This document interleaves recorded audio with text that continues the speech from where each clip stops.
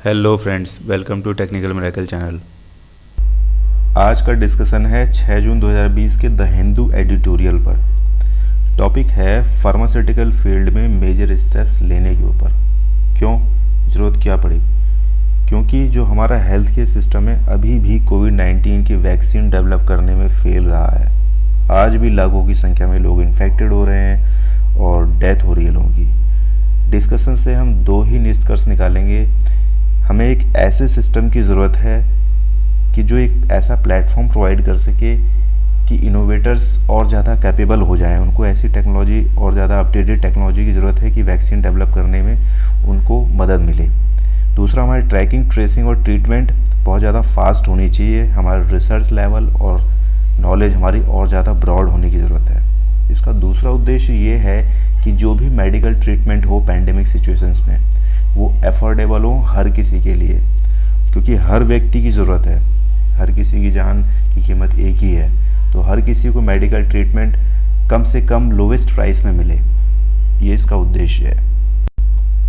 सबसे पहले तो एक सवाल पूछना चाहूँगा कि क्या हमारा हेल्थ केयर सिस्टम जो करंट में चल रहा है या वर्ल्ड की जो ऑर्गेनाइजेशंस हैं, क्या ये सही दिशा में काम कर रही हैं, एक सही अप्रोच के साथ काम कर रही हैं? अगर इसका जवाब हाँ है तो कोविड-19 जैसी पैंडेमिक बीमारी का इलाज ढूंढने में अभी भी इतना समय क्यों, जबकि हमारे पास हर तरीके की टेक्नोलॉजी है, वेल क्वालिफाइड मेडिकल स्टाफ है, साइंटिस्ट हैं, बायोलॉजिस्ट हैं। लेकिन अगर आंसर ना है तो फिर हम इसके ऊपर क्या कदम उठाने वाले हैं? तो आइए डिस्कस करते हैं कि ऐसे कौन से कारण हैं जिनकी वजह से हम अभी भी हेल्थ केयर सिस्टम जो करंट में चल रहे हैं उनमें पिछड़े हुए हैं और इनका सलूशन क्या है। Let's discuss. सबसे पहले तो ये समझते हैं कि medical treatment world wide spread disease में हर व्यक्ति के लिए अफोर्डेबल क्यों नहीं है। पहला रीज़न तो ये है कि कमर्शियल फार्मास्यूटिकल रिसर्च और डेवलपमेंट को एंकरेज मिलता है कि वो हाई नंबर ऑफ सेल्स करें, जिसमें कई गुना ज़्यादा मार्कअप प्राइस जोड़ दिया जाता है। मार्कअप प्राइस मतलब जो मैन्युफैक्चरिंग कॉस्ट है उसके ऊपर जो भी वैल्यू जोड़ी जाती है, प्रॉफिट वैल्यू जो जोड़ी जाती है उसे मार्कअप प्राइस बोलते हैं। तो ये मार्कअप प्राइस इतना गुना बढ़ा देते हैं कि हर किसी व्यक्ति के लिए अफोर्डेबल नहीं हो पाता है। रिपोर्ट के मुताबिक यूएसए में 1,00,000% मार्कअप प्राइस जोड़ दिया जाता है मैन्युफैक्चरिंग कॉस्ट पर, जो कि एक नॉर्मल बात है वहाँ के लिए। लेकिन इंडिया में जो ये वैल्यू है ये अभी बहुत कम है, लेकिन फिर भी इंडिया के लोग इसको एफर्ड नहीं कर पाते हैं। अब ये मार्कअप प्राइस की वैल्यू इतनी ज़्यादा बढ़ाने की ज़रूरत क्यों है, आइए इसके विषय में देखते हैं। इनमें सबसे बड़ा रीज़न है कि R&D करने के लिए, ट्रायल्स करने के लिए और एक्सपेरिमेंट करने के लिए जो भी खर्चा लगता है वो तो कवर करना ही पड़ेगा। एक रिपोर्ट के मुताबिक फार्मास्यूटिकल इनोवेटर्स के ऊपर इन सब में अप्रॉक्सीमेटली 14 लाख करोड़ रुपए पर ईयर लगते हैं। तो हमें फंडिंग तो जारी रखनी ही होगी और हमें फंडिंग करनी भी चाहिए इस फील्ड में, लेकिन ये विचार ज़रूर करना चाहिए कि अब वाकई जो फंडिंग है वो सही दिशा में काम कर रही है या नहीं। ये हम 3 मेन कंसर्न्स से समझेंगे।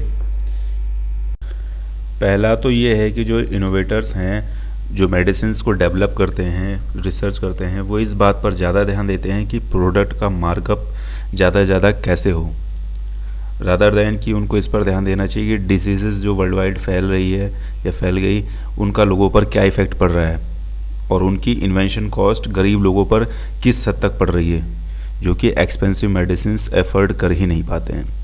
WHO की एक रिपोर्ट माने तो 20 ऐसी अनलिस्टेड डिसीज़ हैं जो कि नेगलेक्ट की गई हैं। फलस्वरूप करोड़ों लोगों को मुसीबत में डाला गया। इनमें हैं रेबीज़, ट्रैकोमा, डेंगू, मलेरिया और लेप्रोसी।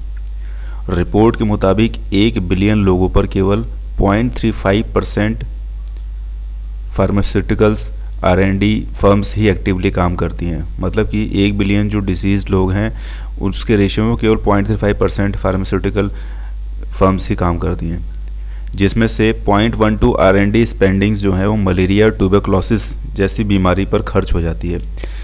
इसके बावजूद भी 1.7 लाख लोग पर ईयर मरते हैं।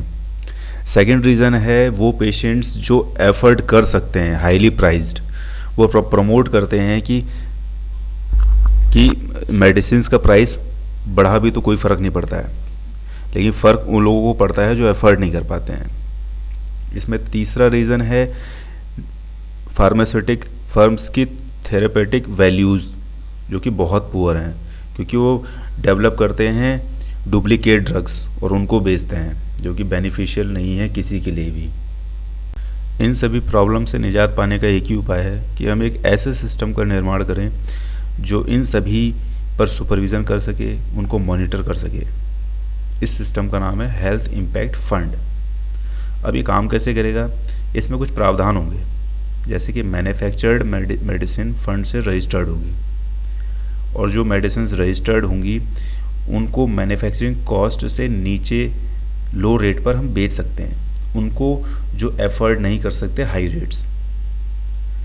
फर्म को, जो भी फर्म मेडिसिन को डेवलप कर रही है उसको रिवॉर्ड पेमेंट्स मिलेगी अगर उनकी इन्वेंशन बेनिफिशियल हुई, तो इससे वो मोटिवेट होंगे कि हम अपनी मेडिसिन को अच्छा कैसे बनाएं और लोगों को हेल्पफुल हो। इस फंड की जो लॉन्ग टर्म फंडिंग होगी वो गवर्नमेंट करेगी ग्रॉस नेशनल इनकम से, इंटरनेशनल टैक्स से, और उन प्रॉस्परस कंट्रीज़ को हाई रेट्स में बेचकर जो कि एफर्ड कर सकती हैं हाई रेट्स। इससे इनोवेटर्स फंड में रजिस्टर करने के लिए मोटिवेट भी होंगे, क्योंकि वो अपना प्रोडक्ट एफ्लुएंट कंट्रीज़ को हाई रेट पर बेच सकते हैं। हेल्थ इम्पैक्ट फंड का एक काम और होगा कि ये फर्म्स को अनप्रॉफिटेबल प्रोजेक्ट्स के लिए भी मोटिवेट करेगी, जिसमें फर्म्स एक बड़े स्केल में हेल्थ गेन प्रोड्यूस करेंगे, स्पेशली गरीब लोगों पर। ये प्रोजेक्ट स्पेशली कम्युनिकेबल डिसीजेस जैसे कि कोविड-19 जो आजकल चल रही है उसके ऊपर ही होंगे, ताकि ऐसी डिसीजेस पर भी डीपर और ब्रॉडर नॉलेज हो।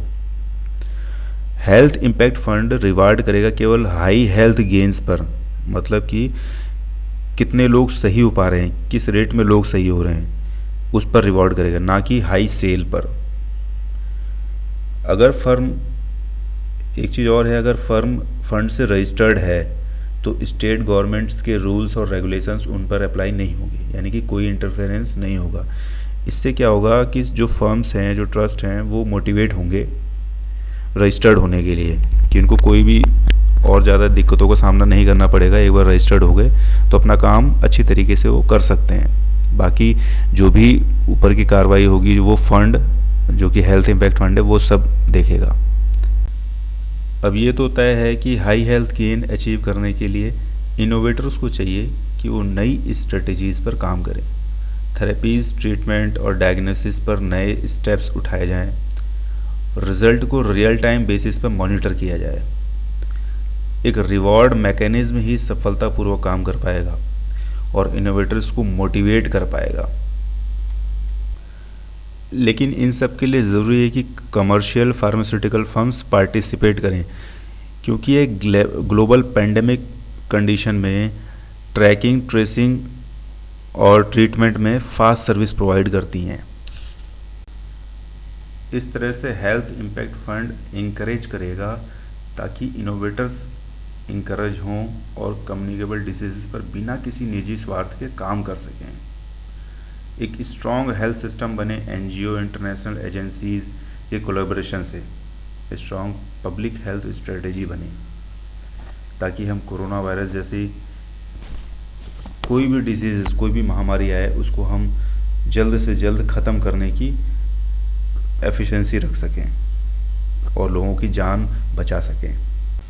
हेल्थ इम्पैक्ट फंड का हमेशा यही उद्देश्य रहेगा कि वो फर्म्स को इस तरीके से मोटिवेट करें कि वो ये ना सोचें कि हम हाई सेल के लिए इफ़ेक्टिव प्रोडक्ट बनाएं, बल्कि वो इसलिए बनाएं ताकि उनका जो प्रोडक्ट है वो लोगों को किस हद तक और कितना ज़्यादा हेल्पफुल रहेगा, कितने ज़्यादा लोगों तक उनकी दवाएं पहुंच सकती हैं अगर वो लोवेस्ट कॉस्ट पर रिलीज़ करते हैं, ताकि डिसीज़ का जो बर्डन है, जो इस टाइम जैसे कोविड-19 जैसी बीमारी फैली हुई है, वो थोड़ा सा इस दुनिया से कम हो। यही हर किसी फार्मास्यूटिकल इनोवेटर्स का मकसद होना चाहिए। इतना कहकर मैं अपनी बात को यहीं समाप्त करता हूँ। वीडियो को लाइक करें, चैनल को सब्सक्राइब करें। तो मिलते हैं नए वीडियो में एक नए टॉपिक के साथ। तब तक के लिए स्टे सेफ, स्टे हेल्दी। जय हिंद।